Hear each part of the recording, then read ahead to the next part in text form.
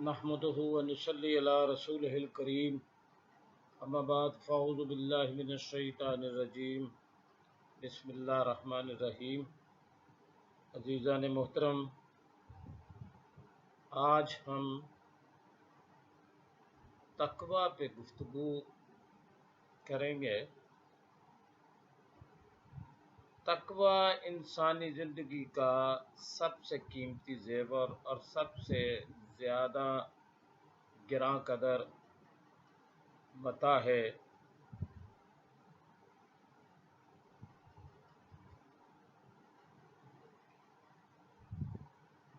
قرآن میں ایک نہایت عظیم اور بنیادی مضمون تقوی ہے۔ تقوی کے معنی ہے اللہ سے ڈرنا اور اس انداز سے ذہنی، قلبی اور فکری وابستگی اختیار کر لینا کہ اس کے سوا دنیا کی تمام چیزیں ہیچ ہیں۔ اس کے سوا نہ کسی سے کوئی خطرہ محسوس کیا جائے، نہ خوف کھایا جائے، نہ اپنی ضرورتیں اور حاجات طلب کی جائیں، اور نہ کسی پر بھروسہ کیا جائے۔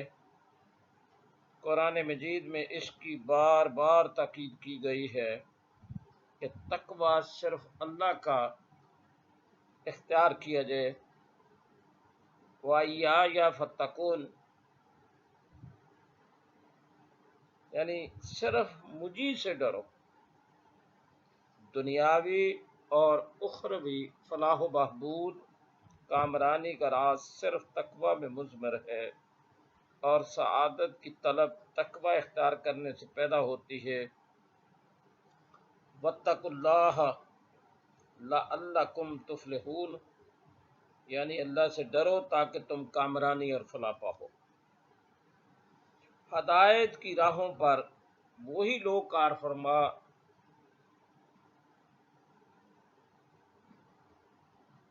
ہو سکتے ہیں جن کے دلوں میں اللہ کا خوف ہو اور وہ تقوی کی نعمت سے بہرہوار ہوں۔ ہدی للمتقین، یعنی متقی لوگوں پر سعادت کی راہ کھلنے والا۔ اللہ تعالیٰ کی معیت اور نصرت متقی لوگوں کو حاصل ہوتی ہے۔ واتقوا اللہ واعلموا ان اللہ مع المتقدمین،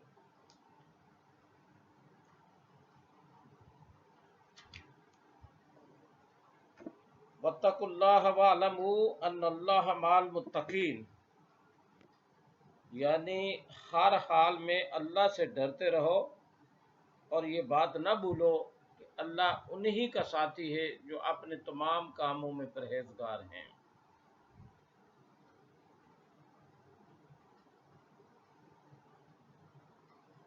سورہ بقرہ میں واتقوا اللہ واعلموا ان اللہ مع المتقین،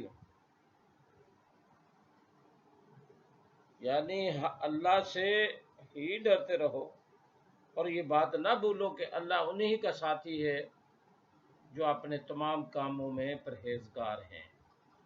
ہر عبادت میں تقوی اختیار کرنا ضروری ہے۔ اس کا اندازہ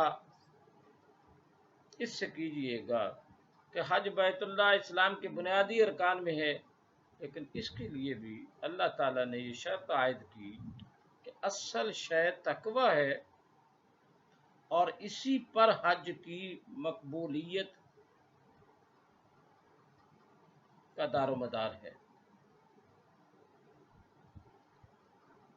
فرمایا تم اس کے لیے زاد راہ تیار کرو، مگر یاد رکھو بنیادی چیز تقوی اور پرہیزگاری کی نعمت سے بہرہ مند ہونا ہے۔ وَتَزَوَّدُوا فَإِنَّ خَيْرَ الزَّادِ التَّقْوَىٰ وَاتَّقُونِ يَا أُولِي الْأَلْبَابِ،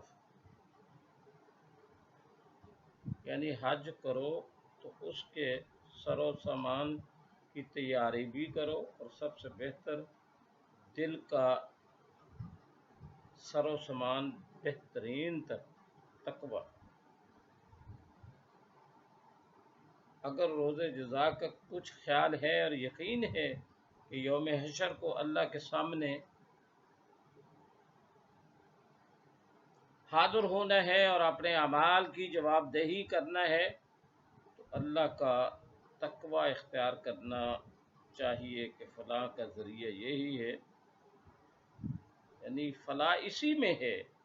اگر تقوی کی کوئی مقدار نہ پائی جائے گی تو پھر سارا معاملہ اس کے سامنے پیش ہوگا اور وہ حقیقت حال کو خوب جانتا ہے۔ واتقوا اللہ واعلموا انکم الیہ تحشرون، یعنی اللہ سے ڈرتے رہو اور یہ بات ہمیشہ یاد رکھو کہ تم سب کو ایک دن مرنا ہے اور پھر اس کے حضور جمع ہونا ہے۔ اللہ کے حضور خوش و خرم وہی لوگ ہوں گے جو ایمان کی دولت سے مالا مال ہوں گے، اور وہ ہوں گے جن کے دلوں میں تقوی، پرہیزگاری اور اللہ کا خوف و خشیت موجود ہے، اور جن پر ہر معاملہ میں اللہ کا ڈر طاری رہتا ہے۔ قرآن مجید میں اس کا ذکر ان الفاظ میں آیا ہے، واتقوا اللہ واعلموا انکم ملقوہ وبشر المومنین، یعنی اللہ سے ڈرتے رہو اور اس حقیقت کو یاد رکھو کہ ایک دن تمہیں مرنا اور اس کے سامنے حاضر ہونا ہے۔ اور اے پیغمبر، جو لوگ اللہ پر ایمان رکھتے ہیں ان کو خوش خبری سنا دو۔ سود کی حرمت کا تذکرہ کرتے ہوئے فرمایا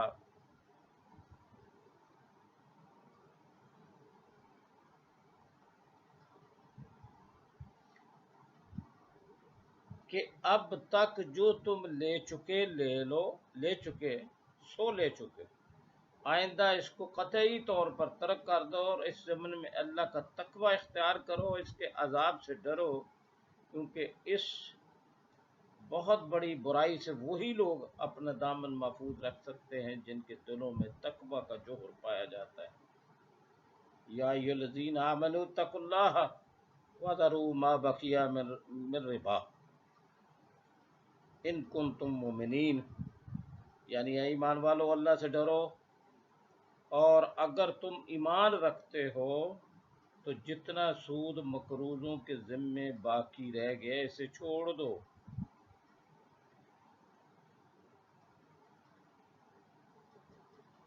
قرآن مجید میں تقوی کا ذکر بار بار آیا ہے اور اس کی تاکید کی گئی کہ تمہیں ہر حال میں اللہ سے ڈرتے رہنا چاہیے۔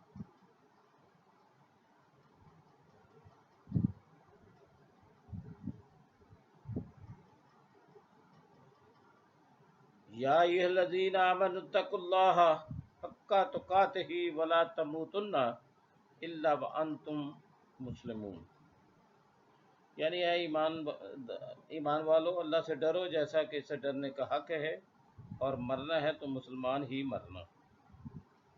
اللہ کا شکر گزار ہونے کے لیے بھی تقوی ضروری ہے، اور اس کی نعمتوں کا صحیح قدردان متقی ہی ہو سکتا ہے۔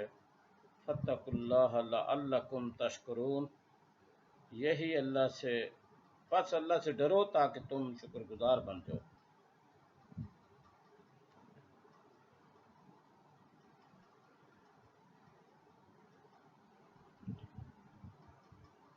انسان کی پیدائش اور لوگوں کا پھیلاؤ اس بات کا متقاضی ہے کہ اللہ سے ڈرا جائے اور خشیت الہی کی راہ پر گامزن ہوا جائے۔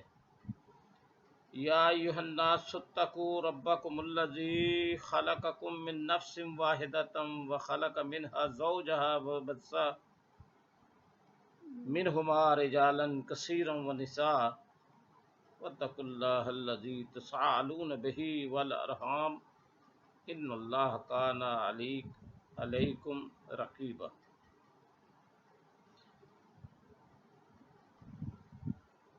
ان اللہ کان علیکم رقیبا، یعنی اے افراد نسل انسانی اپنے پروردگار کی نافرمانی کے نتائج سے ڈرو۔ وہ پروردگار ہے جس نے تمہیں اکیلی جان سے پیدا کیا، یعنی باپ سے پیدا کیا، اور اس سے اس کا جوڑا بھی پیدا کر دیا، پھر ان دونوں کی نسل سے مردوں اور عورتوں کی بڑی تعداد دنیا میں پھیلا دی، اور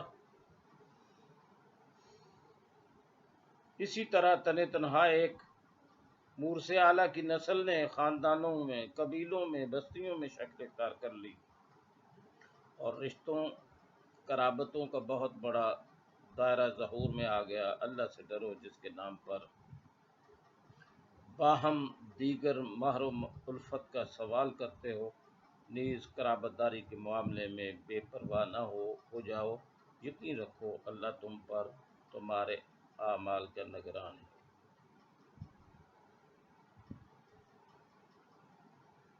پھر قرآن سورہ نساء میں کہ جو لوگ یتیموں کے مال کے نگران اور متولی بنتے ہیں، انہیں اس میں خیانت کرنے سے روکا گیا ہے۔ اس ضمن میں بھی قرآن کریم نے اللہ کے ڈر اور تقوی کی تلقین فرمائی،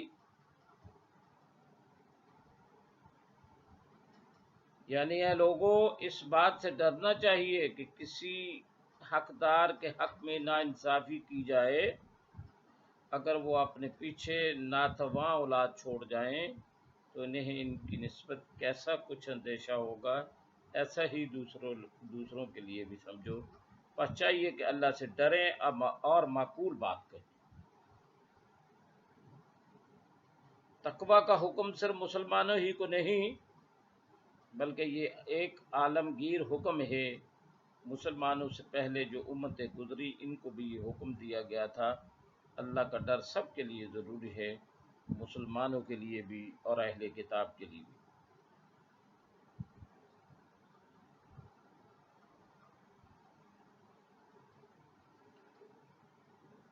سورہ نساء کی آیت وَلَقَدْ وَصَّيْنَا الَّذِينَ أُوتُوا الْكِتَابَ مِنْ قَبْلِكُمْ وَإِيَّاكُمْ أَنِ اتَّقُوا اللَّهَ، یعنی ہم نے یقیناً ان لوگوں کو جنہیں تم سے پہلے کتاب دی گئی اور اسی طرح خود تم کو بھی یہ حکم دیا کہ اللہ کی نافرمانی کے نتائج سے ڈرو اور احکام حق کی پیروی کرو۔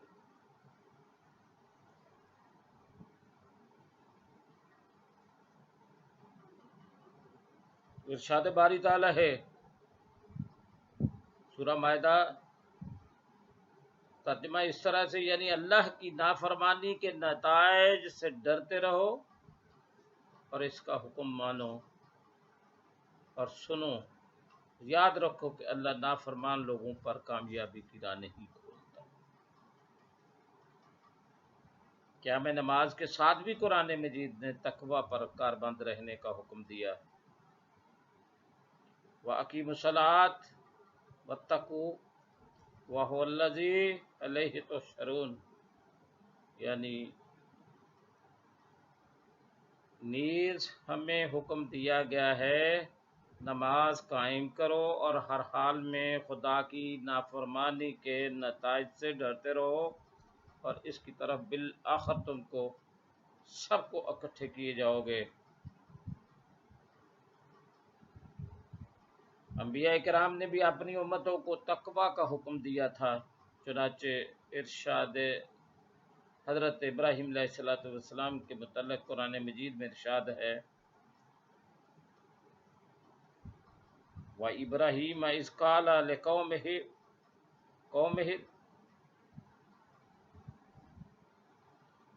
کہ اے نبی، حضرت ابراہیم کو یاد کرو جب انہوں نے اپنی قوم سے کہا کہ اللہ کی عبادت کرو اور اسے ڈرو۔ اگر تم واقعات کی رفتار کا علم رکھتے ہو تو یہ تمہارے حق میں بہتر ہے۔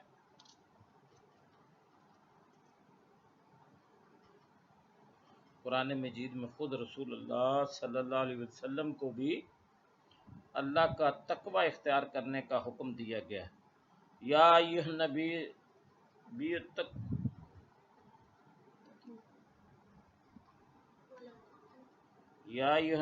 اتقوا اللہ ولا تطع الکافرین والمنافقین ان اللہ کان علیما حکیما، یعنی اے نبی، اللہ سے ڈرتے رہنا اور کافروں اور منافقوں کا کہا نہ ماننا، اللہ یقیناً جاننے والا، حکمت والا ہے۔ قرآن مجید کی روح سے تقوی انسانی زندگی کی ایک بہت بڑی قدر ہے، اور اس کو اختیار کرنے کا اللہ نے بار بار حکم دیا ہے۔ یہ ایک عالمگیر قدر ہے، اور اس پر عمل پیرا ہونے کی سب کو تاکید کی گئی ہے، اس سے کوئی بھی مستثنا نہیں ہے، نہ ہی کوئی پیغمبر، نہ کوئی امتی۔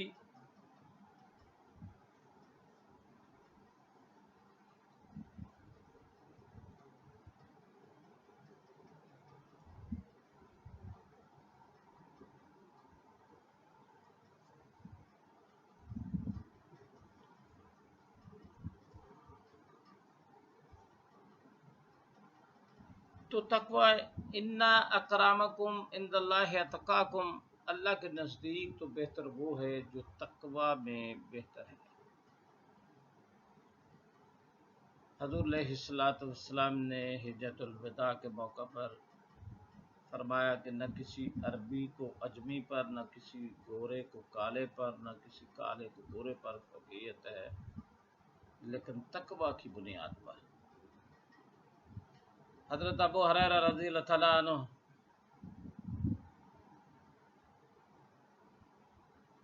ایک صحابی سے پوچھا، مجھے بتائیے تقوی کیا ہے؟ حضرت ابو ہریرہ اس سے پوچھتے ہیں، کیا تم کبھی ایسی رات سے گزرے ہو جس کے دونوں طرف کانٹے دار جھاڑیاں ہوں؟ وہ آدمی کہتا، ہاں صحابی رسول اللہ، ایسا اتفاق تو بار بار ہوا ہے، تو پھر تم کیسے اس رات سے گزرتے ہو؟ حضرت ابو ہریرہ رضی اللہ تعالیٰ عنہ سوال کرتے ہیں، وہ آدمی کہتا ہے، اپنا دامن سمیٹتے، اپنے آپ کو کانٹوں کی چبھن سے بچاتے ہوئے، بے حد ہوشیاری سے قدم بڑھاتے ہوئے ڈرتے ڈرتے جاتے ہیں۔ صحابی رسول اللہ صلی اللہ علیہ وسلم فرماتے ہیں، یہی تو تقوی ہے۔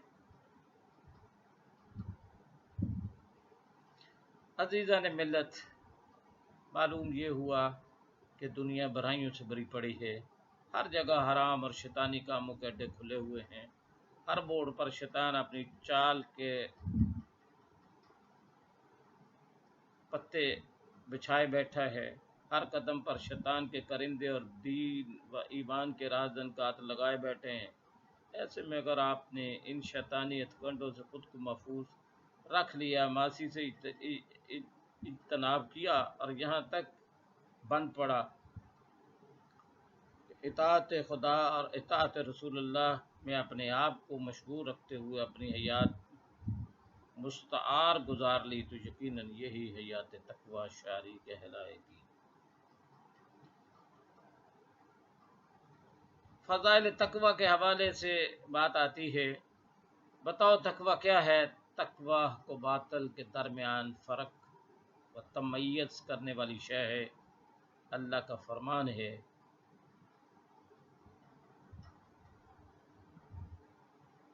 انما یتقبل اللہ من المتقین، اللہ تعالیٰ تقوی والوں کا ہی عمل قبول کرتے ہیں۔ انا اکرامکم عند اللہ اتقاکم، اللہ کے نزدیک تم سب سے باعزت وہ ہے جو سب سے زیادہ متقی ہے۔ سورہ زمر کی 61 آیت کا ترجمہ اس طرح سے آتا ہے، اور جن لوگوں نے پرہیزگاری کی انہیں اللہ تعالیٰ ان کی کامیابی کے ساتھ بچا لے گا، انہیں کوئی دکھ چھو بھی نہیں سکے گا، اور نہ وہ کسی طرح غمگین ہوں گے۔ جنت، تقوی جنت کا ٹکٹ ہے، سورہ مریم میں ہے، 63ویں آیت ہے غالباً، یہ ہے کہ وہ جنت کا وارث ہم اپنے بندوں میں سے انہیں بناتے ہیں جو متقی ہوتے ہیں۔ ہر طرف انارکی پھیلی ہوئی ہے، ہر طرف دہشت و وحشت کا خوف ہے، گبن اور کرپشن، عالمی منظرنامے، سود خوری، حرام خوری، رشوت، شراب خوری، برائیوں کا بے حیائی اور برائیوں کا فروغ، اور ان کی سرپرستی حکومتی اہلکار بھی کرتے ہیں۔ پوری دنیا ابلیسی نظام حیات کے تار عنکبوت میں پھنسی جا رہی ہے، بحر و بارہ آسمان و زمین فساد و بگاڑ کے شکنجے میں ہے، فحاشی، بے حیائی، منکرات، بغض و عداوت، یہ عام بیماری ہو چکی ہیں۔ ان بیماریوں کے لیے دنیا والوں سن لو اور یاد رکھو کہ جب تک تمام لوگ کے اندر تقوی کی جوت نہیں جگائی جائے گی، یہ کرپشن ختم نہیں ہوگی، جب تک خدا ترسی کا فروغ اشاعت نہیں پائے گا، تب تک تمہاری کوئی تدبیر کام نہیں آئے گی۔ حقوق تلف ہوتے رہیں گے، گبن سامراج پھیلتا جائے گا، اور ایک دن ایسا آئے گا جب تمہاری دنیا تباہ و برباد ہو جائے گی۔ آج کل وبائی امراض بالخصوص کرونا نے تمام دنیا کو متاثر کیا ہوا ہے، تو اس کا سیاق و سباق دیکھیں تو حضور علیہ الصلوۃ والسلام نے فرمایا جب بے حیائی عام ہو جائے گی، سود خوری عام ہوگی، شراب خوری ہوگی، زکوٰۃ دینے میں لوگ لات و لال کریں گے، اور اسی طرح کتاب اللہ کے مطابق فیصلے نہیں ہوں گے، تو یقیناً پھر ان پہ ایسی بیماریاں آئیں گی جو ان کے والدین بھی نہیں جانتے تھے۔ تو آج یہ ساری احتیاطی تدابیر کے ساتھ ساتھ جب تک ہم یہ مختلف باتیں کہی جا رہی ہیں کہ جی طہارت کرو، ہاتھ دھو لو، فلاں کا، اسلامی تعلیمات و تفہیمات طہارت و پاکیزگی، باوضو رہنے میں، مسواک کرنے میں اور صاف ستھرا لباس پہننے کی تلقین کرتا ہے، تاکید کرتا ہے، اور خوراک میں حلال مال کمانے کی اور کھانے کی کرتا ہے۔ یقیناً اگر ہم یہ چاہتے ہیں کہ اس سے چھٹکارا ہو جائے تو ایک تو تقوی کو اندر پیدا کر لو، اور پھر دوا اور دعا دونوں کو استعمال کر لو۔ رسول اللہ صلی اللہ علیہ وسلم کی زندگی کے معمولات کو اپنا لو، جسمانی، ذہنی اور روحانی بالیدگی اور طہارت اپنا لو، باوضو رہنے کی عادت بنا لو، ذکر اور فکر کی عادت بنا لو، توبہ اور استغفار کی بات کر لو۔ تو بات یہ ہے، یہ تمام بیماریاں جو ہیں ان ساروں کا حل ایک ہی ہے،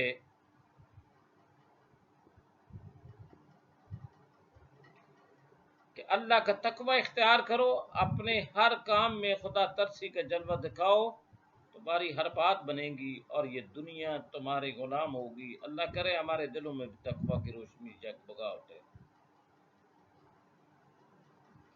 کہ یہی سب سے قیمتی اور بیش بہا متاع حیات ہے۔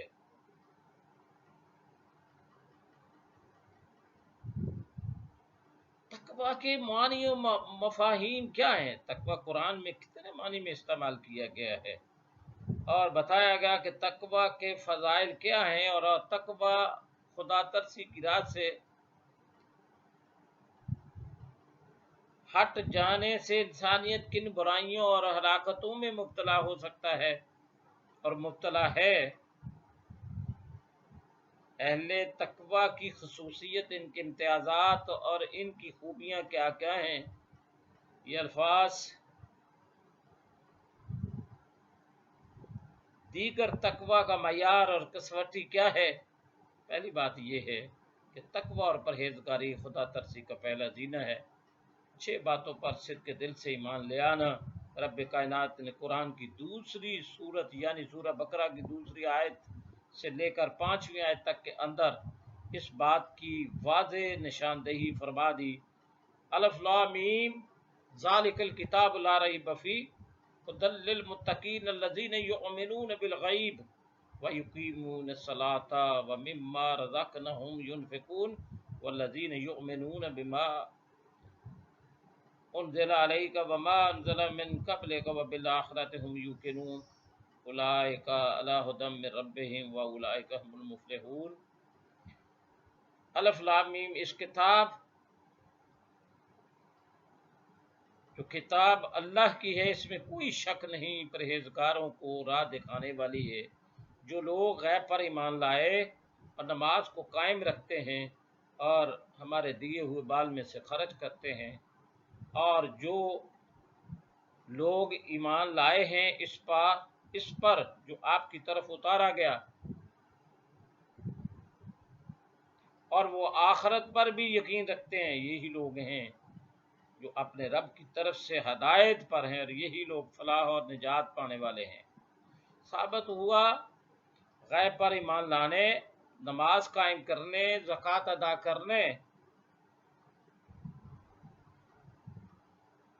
قرآن کریم پر اور قرآن کریم سے پہلے نازل ہونے والی تمام آسمانی کتابوں پر ایمان لانے، اور وقوع قیامت یعنی حیات آخرت پر ایمان لانے اور اس پر یقین کرنے تقویٰ کا پہلا زینہ طے ہوتا ہے۔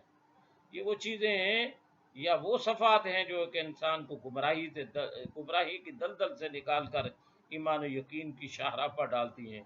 گویا تقویٰ کا سفر انہی 6 زاد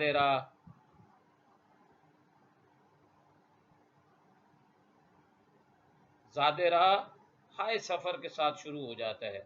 تقویٰ کا دوسرا نام ایفائے عہد، رب کریم اپنے قرآن میں ارشاد فرماتے ہیں وَالْمُوفُونَ بِعَهْدِهِمْ اِذَا عَاهَدُوا، حقیقتاً اچھا شخص وہ ہے جب وہ وعدہ کرے تو اسے پورا کرے۔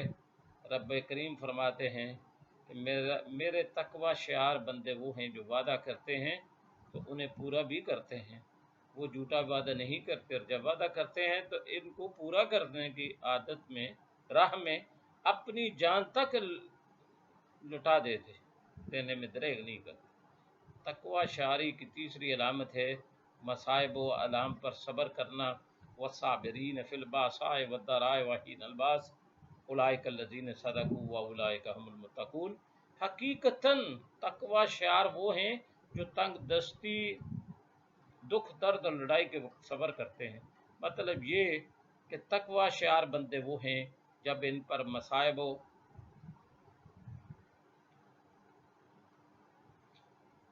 و علام کے پہاڑ ٹوٹتے ہیں تو وہ واویلا نہیں مچاتے، اپنے رب اور اپنے دین و ایمان کے بارے میں شک و شبہ بھی نہیں پڑتے، بلکہ چپ چاپ صبر کرتے ہیں۔ تمام علام و مصائب کا سامنا خندہ پیشانی سے کرتے ہیں، اور اپنے رب کے حضور رات کی تنہائیوں میں دعا کرتے ہیں کہ اے ہمارے رب ہم پر رحم فرما، تو ہی ہمارا آقا ہے، لہذا کافروں کے مقابلے میں ہماری مدد فرما۔ تقویٰ شعاری کی ایک صفت یہ بھی ہے اور نشانی ہے کہ جو لوگ تقویٰ اور خدا ترسی کے خوگر ہوتے ہیں، وہ گناہ ہو یا نہ ہو اپنے رب سے برابر استغفار کرتے رہتے ہیں۔ رب کریم ایسے ہی لوگوں کی نشاندہی کرتے ہوئے فرماتے ہیں، سورہ آل عمران میں ہے، جب ان سے کوئی ناشائستہ کام ہو جائے یا کوئی گناہ کر بیٹھے تو فوراً اللہ کا ذکر اور اپنے گناہوں کے استغفار کرتے ہیں، پھر واقعہ اللہ کے سوا کوئی گناہوں کو بخشنے والا، معاف کرنے والا۔ اور وہ لوگ باوجود علم کے کسی برے کام پر اڑ نہیں جاتے۔ تقویٰ اور خدا ترسی کی یہ صفت اور صفات اور خوبیاں اللہ کے جن بندوں کے اندر ہوں گی، ان کے لیے اللہ تعالیٰ نے قرآن کریم میں بہت ساری بشارتیں نازل فرمائی ہیں۔ قرآن کریم کی تقویٰ اور خدا ترسی پر مشتمل تمام آیات کا دراسہ و مطالعہ بتاتا ہے جو تقویٰ اختیار کرتے ہیں ان کو اللہ تعالیٰ اپنی نصرت و تائید، عزت و جلال اور حکمت و دانائی سے نوازتا ہے، گناہوں کو مٹاتا ہے اور اجر عظیم کا مستحق قرار دیتا ہے۔ مغفرت جو انسان کی آخری منزل ہے حاصل ہوتی ہے، دین اور دنیا کے تمام معاملات آسان ہو جاتے ہیں، غم و الم سے چھٹکارا نصیب ہوتا ہے، دنیا میں کشادہ زندگی اور آخرت میں عقوبت الہیہ سے نجات ملتی ہے، کمال عبودیت حاصل ہوتی ہے، تقرب الہی کا حصول ہوتا ہے، یہی وجہ ہے نبی کریم صلی اللہ علیہ وسلم نے اپنی پوری زندگی کو تقوی اور خدا ترسی کی نظر کر دیا، صحابہ اکرام نے اسے اپنایا، اور اسلاف نے اسی کو اپنی زندگی کی ناؤ میں لگایا اور بحر زیست کو پار کیا۔ احادیث میں ملاحظہ کریں جس سے یہ اندازہ ہو کہ ایک مومن کی زندگی میں تقوی اور پرہیزگاری کی کیا اہمیت ہے۔ رسول اللہ صلی اللہ علیہ وسلم نے فرمایا، تم سب کو اپنے رب کا تقوی اختیار کرنا ہے،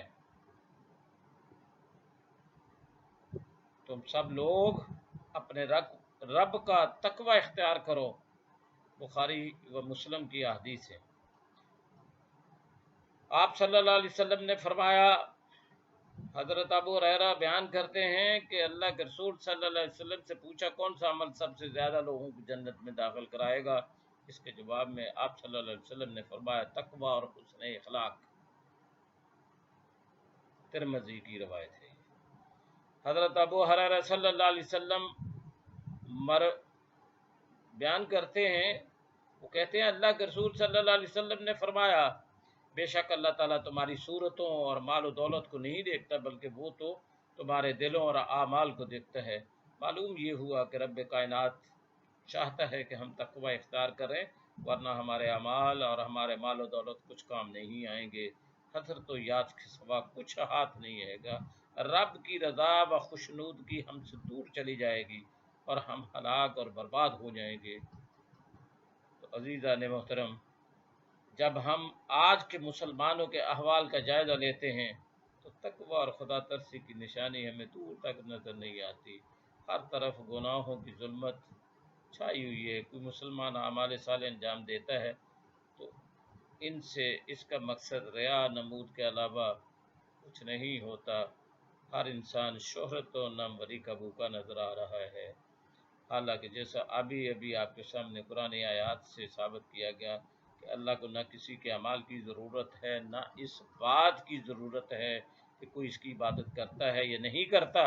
حقیقت میں اس نے عبادتوں اور فرائض کا جو سلسلہ دنیا کے لیے لوگوں کے لیے رکھا ہے، وہ صرف اس لیے ہے وہ دیکھے کون اس کا تقوی اختیار کرتا ہے، کون خدا ترسی سے دور ہوتا ہے اور شیطانی نظام سے قریب ہوتا ہے۔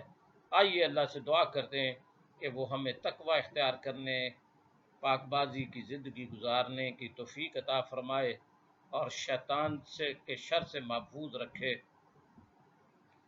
اور ہمیں تقوی کی اس اعلیٰ اوصاف کی ہمارے دل میں، ہماری روح میں اور ہمارے قلم میں یہ کیفیت پیدا ہو جائے، خوف خدا والی، تقوی والی۔ وآخر دعوانا ان الحمد للہ رب العالمین۔